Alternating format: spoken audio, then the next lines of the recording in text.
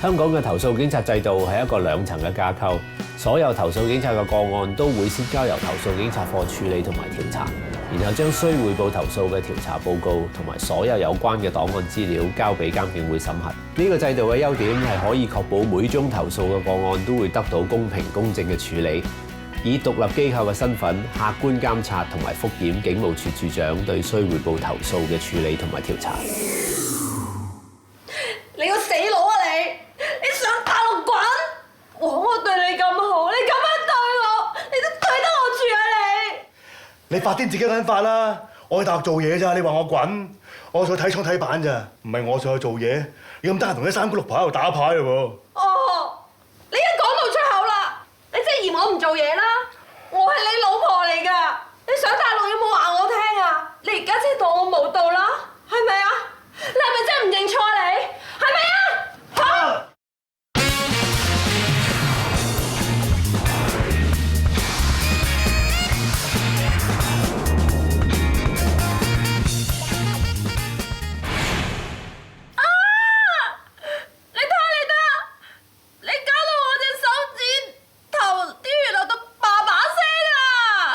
乜鬼啊你？你嗰啲叫爸爸聲，咁我點啊？哇！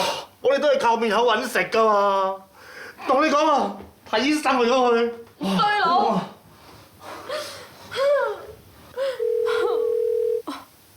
！999報案中心。個衰佬啊，同我打交啊，整傷咗我隻手指頭，而家啲血流到爸爸聲啊，我唔知點算啊！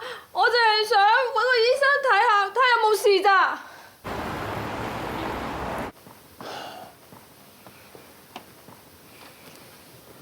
我老婆冇事啊嘛你？冇事？無啦啦上嚟差館，你話有冇嘢啊？阿 Sir 啊，我口供我錄咗啦，雙翼驗埋啦，而家喺度有啲咩做得㗎？嗱，先生，頭先份口供我講咗㗎啦。由於你襲擊你老婆，所以依家就拉你普通襲擊，稍後會聯絡翻你關於呢單 case 嘅安排。咁而家冇乜嘢嘅，就可以保釋翻屋企啦。喂，阿 Sir， 我哋兩公婆打下花槍啫，關你咩事啊嚇？又帶我哋翻嚟落口供，搞到懶大陣仗咁。你未見過兩公婆嗌交嚟㗎嚇？誒，仲有啊，我諗住啊，隻手指傷少少嚟驗傷㗎咋，你又揼咗我哋兩個翻嚟。小姐，請你冷靜啲先好冇？冷靜，我而家好冷靜。我講嘢大聲唔代表我唔冷靜啊嚇！嗱，小姐，你而家情緒咁激動嘅咧，考慮到你同埋你老公嘅個人安全，我哋係可以唔俾你保釋翻屋企嘅。點解我老公可以走，我唔可以走啊？我話俾你聽啊，我老公啊都冇話要告我。我覺得你冇徹底調查清楚咯，你聽唔聽到啊？佢係話自己撞親，係自己撞親㗎。我話俾你聽啊，我support你㗎。喺兩層架構嘅投訴警察制度之下，監警會係會審核投訴警察課嘅調查報告，並且可以建議調查報告結果嘅分類。喺審視投訴警察課嘅調查報告嘅時候，我哋唔同意將黃 Sir 疏忽職守嘅指控列為無法證實，因為警員喺處理呢件案件嘅時候，的確係有值得改善嘅地方。其實陳太打電話嘅原意咧，只係為咗尋求醫療上嘅幫助，冇意思咧將呢件案件去交由警方處理，而且陳生咧亦都冇打算去告太太。但係結果咧，太太就俾警方拉咗。個案中，警方認為陳生嘅傷勢嚴重，唔似自己撞親咁去造成，所以懷疑陳生嘅傷勢係由陳太毆打所致。加上陳太咧，佢情緒亦都激動，所以當時黃 Sir 唔俾陳太去保釋係可以理解嘅。雖然陳生嘅傷勢唔似自己造成，不過警方亦冇實證去證實或者去判斷陳生嘅傷勢係由陳太導致。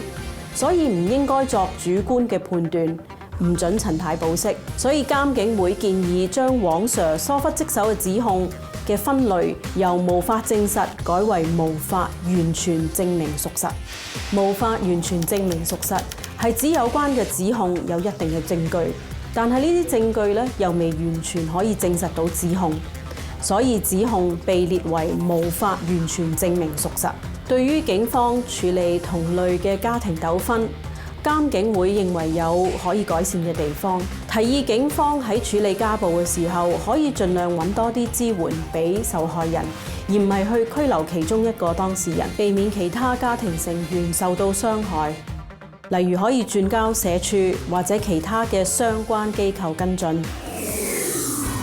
監警會嘅成立咧，可追溯至1977年嘅行政立法兩局非官守議員警方投訴事宜常務小組。到咗1986年咧，總督將常務小組咧改組為投訴警方事宜監察委員會。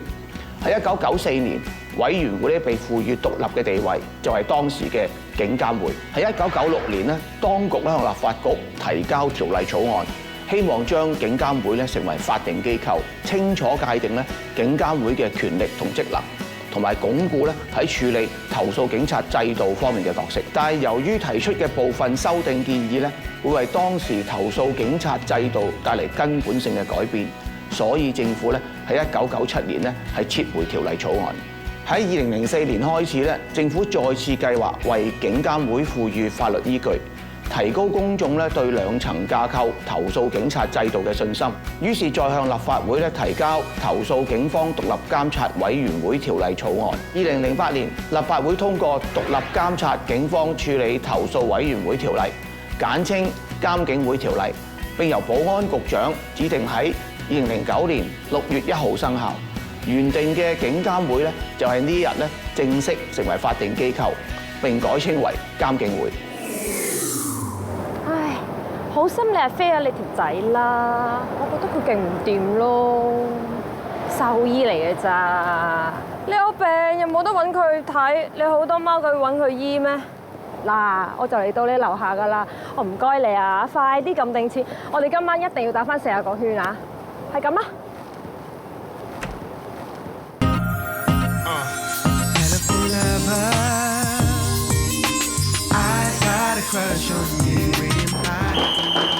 小姐，唔好意思啊，我係呢度嘅保安，請問你嚟做乜嘢嘅咧？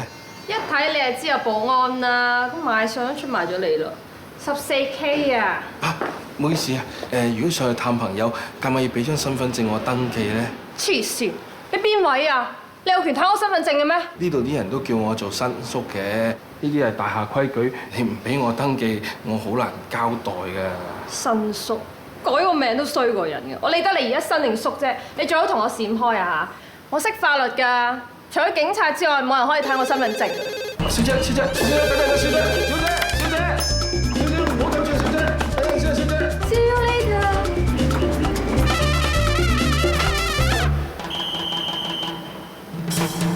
喂，報案室啊，係我要報警啊！喂，啲人幾時到㗎？係啊，爛口強嗰啲打過嚟啦，話10零分鐘就到嘛，輸唔切咩？哇，去個靚廁先，屙晒啲衰嘢出嚟。喂，呢啲嘢飲喺邊啊？喺廚房咯，你自己攞啦，第一次上嚟啊。頭先呢度係咪有人報警啊？係啊，兩位阿 Sir， 頭先有個小姐入咗嚟，唔知佢咩人，問佢攞身份證登記又唔俾，跟住就上咗樓啦。我帶你上去睇下。麻煩你啊！14樓 K， 請你開門啦，我哋係警察。等一陣啦，嚟啦！拍咩啫？而家咪開門咯，少啫嘛，使唔使咁啊？我話俾你聽啊，你咩 number？ 我 support 你啊！小姐，麻煩你開閘先啦。嗱，小姐你冷靜啲。剛才呢位保安員報警，話你喺樓下冇交出張身份證俾佢做登記，你冇遵守到呢一棟大廈嘅保安規矩。我依家可以同你講，如果你繼續拒絕拎你張身份證出嚟俾保安員登記，你可能已經觸犯法例。如果你繼續拒絕合作嘅，保安員係可以阻止你進入呢棟大廈。喂，嗰張身份證有晒我個人資料，咁咪好容易俾人睇晒。咁而家警察叫你俾，你俾唔俾啊？哦，差人大晒啊！唔識法例喺度學人做差佬，我 support 你啊！攞住啦！唉，差人大晒㗎！我話俾你聽啊，我實會告你濫用職權㗎。喂，小姐，請你尊重啲，唔好咁過分喎！你做乜我啊？冷靜啲先，師兄，我哋而家做緊嘢。sorry，呢位小姐，請你都要尊重一下你自己啊！查身份證你係叻，又唔見你去拉查，冇嘢啦嘛？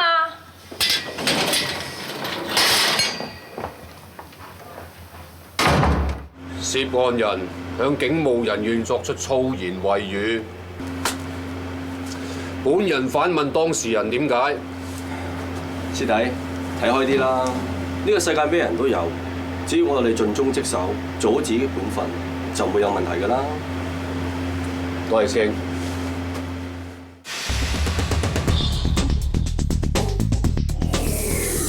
就住個案中3個指控，個警員、投訴人同埋保安員都有佢哋各自嘅講法。由於當時冇任何客觀嘅證據或者獨立證人去支持佢哋嘅講法，所以投訴警察課經過調查之後，最初將3個指控歸類為無法證實。不過監警會就照每一個指控，都會力求確保嘅分類係公平公正。至於第一個指控話個警員冇禮貌，個警員喺佢個記事簿入邊曾經記錄過佢複述過投訴人所講嘅粗口。雖然個警務人員只係複述投訴人所講嘅粗口，但係作為一個警務人員執行職務嘅時候係要注重佢嘅言行，佢咁做法係唔正確。至於疏忽職守嗰個指控，個警員講俾投訴人聽，個保安員有權檢查佢嘅身份證，佢咁講亦都係唔正確嘅。根據香港個人資料私隱條例，個保安員係冇權咁做。就住個案中嘅情況，只有警方先有權要求市民出示佢嘅身份證。最後有關嘅警員濫用職權嘅指控，個警員要求投訴人將佢嘅身份證交俾保安員登記，咁樣做的確係唔恰當。其實個保安員要查證投訴人嘅身份，可以要求有關嘅住戶作出確認，咁樣做就唔需要登記投訴人嘅資料。個警員亦都可以好巧妙咁去處理咗一宗唔牽涉任何刑事成分嘅糾紛。3項指控嘅分類最終被改為無法完全證明屬實。個警員需要接受口頭訓諭，提醒佢日後處理市民嘅個人資料或者身份證嘅時候要小心，特別係唔好將市民嘅身份證或者個人資料交俾第三者，或者要求市民將佢嘅身份證或者個人資料交俾第三者。監警會喺檢視呢個投訴個案嘅同時，留意到前線警務人員喺處理市民個人資料嘅時候嘅警覺性或者嘅法律知識未必足夠，所以建議警方管理層提供俾前線警務人員更多嘅培訓同埋指引。警方嘅管理層接納咗監警會嘅建議，亦都用咗呢個個案作為培訓嘅教材。呢個個案亦都反映咗喺現行處理投訴警察制度嘅2層架構之下，監警會除咗檢視投訴指控嘅分類之外，亦都會喺警察嘅工作常規或者工作程序揾出可能引起不必要投訴嘅不足之處，從而提供俾警方建議，提高警隊服務質素。監警會係根據監警會條例成立嘅獨立法定機構，主要嘅職能包括觀察、監察同埋覆檢警務處處長處理同埋調查須匯報投訴嘅工作，監察警務處處長向有關嘅警務人員採取嘅行動，揾出警隊工作常規或者程序之中可能引起投訴嘅不足之處，向警務處處長或者行政長官就須匯報投訴提出意見或者建議。咁當然唔少得加強公眾對監警會嘅認識啦。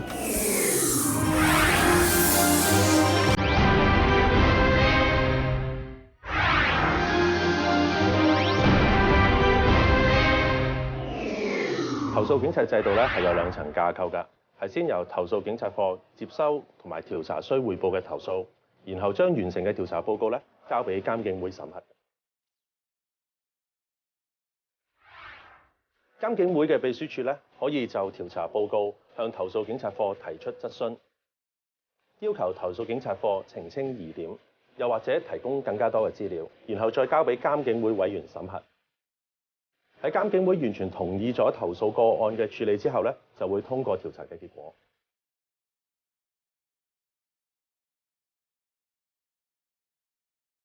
不過雙方若果未能夠喺調查結果達成共識咧，我哋可以喺工作層面或者聯席會議上面討論嘅。如果監警會最後決定唔通過某一啲投訴個案嘅調查結果咧，可以向特首或者公眾公開雙方對調查結果嘅分歧。監警會嘅觀察員計劃咧係喺1996年開始㗎。目的係加強監警會嘅監察功能，協助觀察投訴警察課處理同埋調查須匯報投訴嘅方式，包括觀察投訴警察課進行嘅會面、證據搜集工作等等。監警會觀察員係由保安局委任㗎。喂，係啊，我而家過緊嚟㗎啦，你等等我一陣啦。我知你公司喺個車行樓上啊嘛，轉個彎就到㗎啦。OK， 好啊。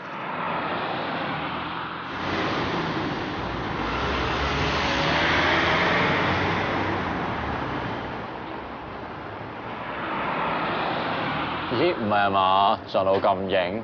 先生等等啦，頭先你架車駛過嚟嗰陣時咧，冇開車頭燈喎。阿 Sir，咁個天氣咁好，又唔係好暗，阿叔揸咗幾廿年車，乜事都冇㗎。嗱，先生，根據法例啦，所有行駛中嘅車輛日落之後開頭燈㗎。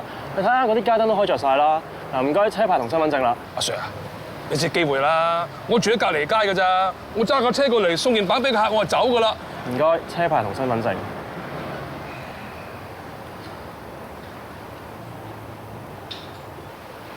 誒，阿 Sir 啊，佢兩個車冇做燈喎，你睇下。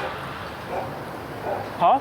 睇唔到喎。咁即係點啊 ？PC 39007 over。PC 39007 send。阿 Sir 啊，不如咁啊，我同你將架車截停佢啊。Roger，go go go。哦。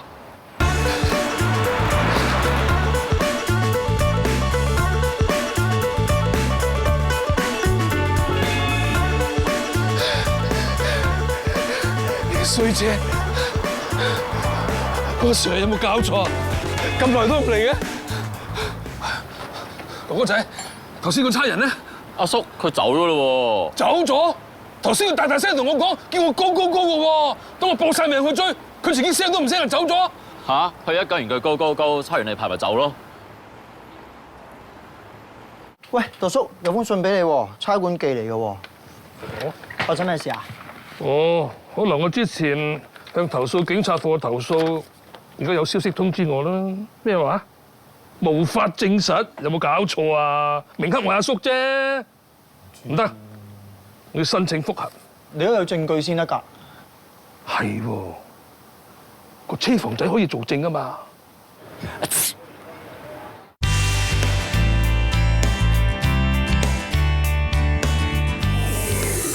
個案中嘅警員解釋，當日喺大聲講高係想自我鼓勵，説話嘅對象並非係投訴人。由於缺乏其他證據，監警會最初亦同意投訴警察課嘅見解，通過無法證實嘅指控結果。之後投訴人提出新嘅證人，亦即係當日喺車房嘅明仔，而佢嘅供詞令到投訴警察課同埋監警會重新審視呢個個案。當有新證據被提出，投訴警察課同埋監警會都會公平客觀根據新證據嘅調查結果作出判斷。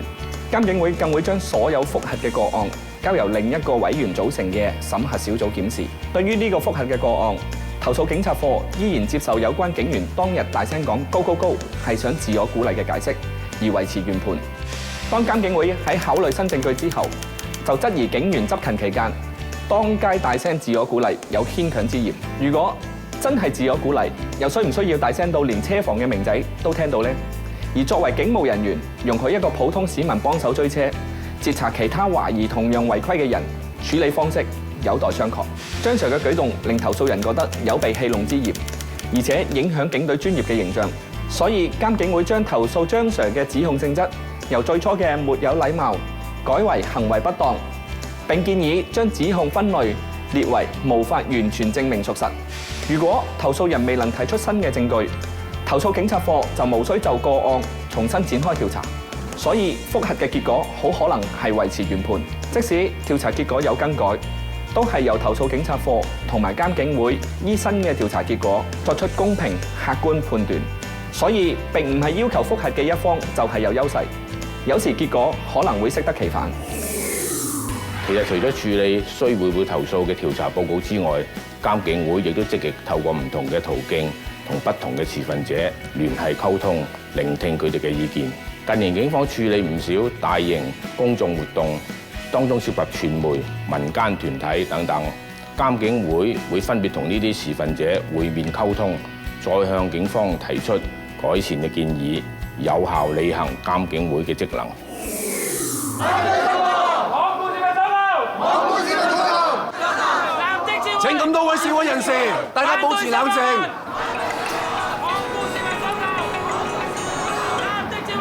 點啊，老總？我到咗 location 啦，前面一大堆示威者。知啦，得啦，唔講啦。唔係啊，局長出嚟之後咧，啲人一窩蜂湧上去，我仲攞位添啊。好，拜拜。大家冷靜啲，保持秩序。抗暴市民所求，立即撤回，反對新方案。喂，企出嚟啦！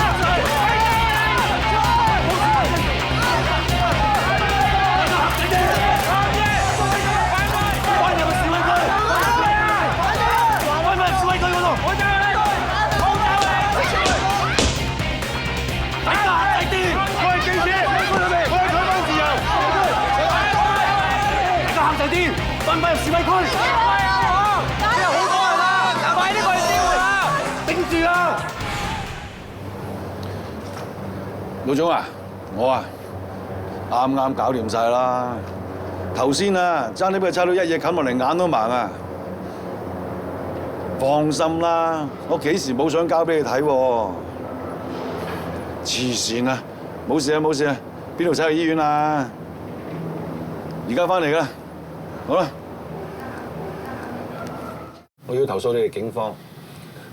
作為一個新聞從業員嘅我，喺採訪琴日嘅示威事件裏邊，我俾你哋警員用手插我眼，佢妨礙我採訪示威活動，我要告佢毆打。明白。咁你有冇更加多嘅證據可以提供到出嚟，方便我哋作進一步嘅調查？我有。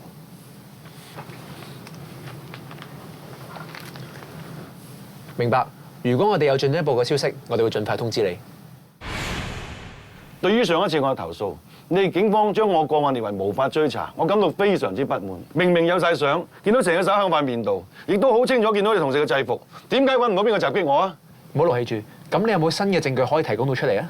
當陣時啊，全港各大傳媒都喺晒度，你哋冇理由冇問佢哋攞資料睇㗎嘛？嗱，我呢度都有一份電視台攞出嚟嘅資料，俾你慢慢參考啦。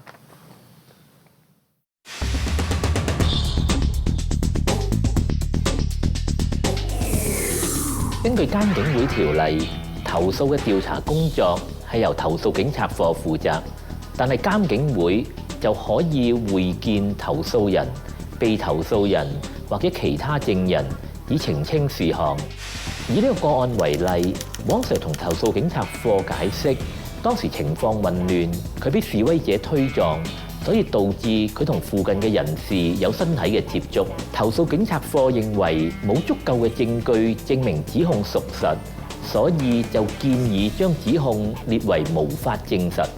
監警會認為要更加深入咁樣了解到調查嘅過程細節，先能夠審議結果，所以就安排咗會面去見個案嘅相關人士，包括投訴嘅記者黃 Sir 同埋拍攝到插眼照片嘅攝影師，去了解有關嘅情況。